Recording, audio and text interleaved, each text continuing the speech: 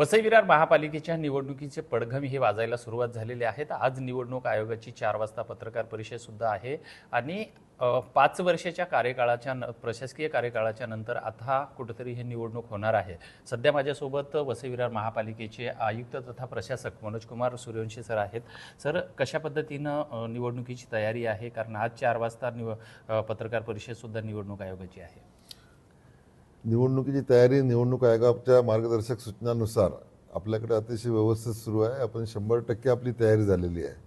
सर्वात प्रथम आपण जी मतदार यादी आहे ती मतदार यादी आपण तयार केलेली आहे, ती प्रसिद्धही केलेली आहे। दुबार मतदार जे आहेत त्या दुबार मतदारांचे नावं VVMCच्या वेबसाईटवरही टाकलेले आहेत। त्या लोकांना आवाहन करण्यात आलेलं आहे की ते कोणत्या ठिकाणी मतदान करणार आहेत ते त्यांनी आमच्याकडे येऊन 20 नमुन्यातला फॉर्म भरून कळवावं, जेणेकरून ते सुलभपणे मतदान करू शकतील।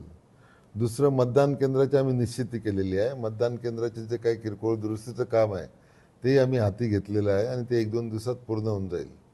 याशिवाय 9 प्रभागामध्ये आपण 9 निवडणूक कार्यालय स्थापन करतो आहे।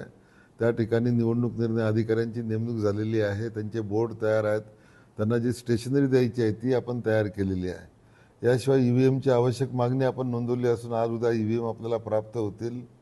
आपण काउंटिंग सेंटरची निश्चिती केलेली आहे। आपण जे इलेक्शनचं मटेरियल आहे ते डिस्ट्रीब्युशन कुठनं करणार आणि कुठं स्वीकारणार याची पण तयारी केलेली आहे, ते ठिकाणं निश्चित केलेली आहे।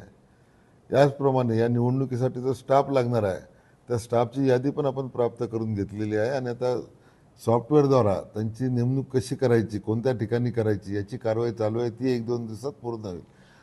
सर, एकूण या सर्व निवडणूक प्रक्रियेमध्ये एकूण स्टाफ किती असणार आहे? त्याची मतदान जी संख्या असणार आहे मतदान केंद्राची, ही कशा पद्धतीने आपण निवड केलेली आहे आणि ज्या EVM मशीन आहेत ह्या नेमक्या कुठे ठेवणार आहे?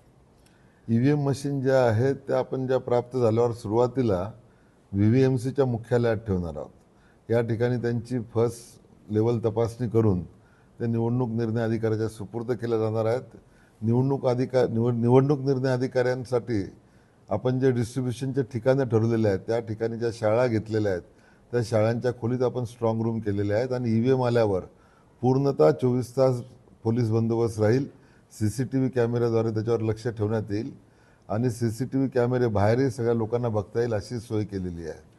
सर, वसई विरारमध्ये जे आपण हे एक आता स्वतःचं बाईट काढलेलं होतं की त्याच्यामध्ये 40 ते 50 हजार जे दुबार मतदार आहेत, नेमकं या मतदानाच्या बाबतीत आणि या मतदारांच्या बाबतीत आपण काय व्यवस्था केलेली आहे? आणि जर असं बोगस मतदानाचा जर विषय आला, कारण अनेक राजकीय लोकांच्या सुद्धा अशी याबाबतच्या तक्रारी आहेत, तर याबाबत आपली कशी ॲक्शन असणार आहे? दुबार मतदार आपण सॉफ्टवेअरद्वारा शोधलेले आहेत आणि त्यांची यादी सगळ्या ठिकाणी प्रसिद्ध केलेली आहे।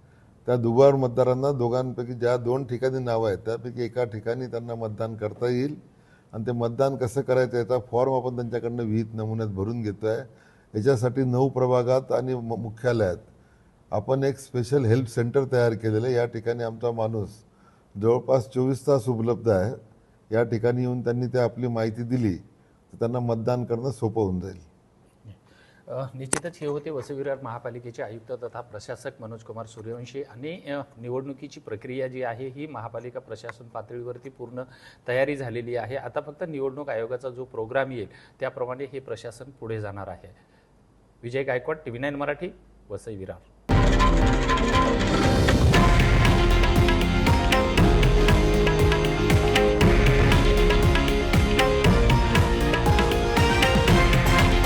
हे आहे देशातील नंबर 1 न्यूज नेटवर्क आणि आपण पाहत आहात TV9 मराठी, एकमेव।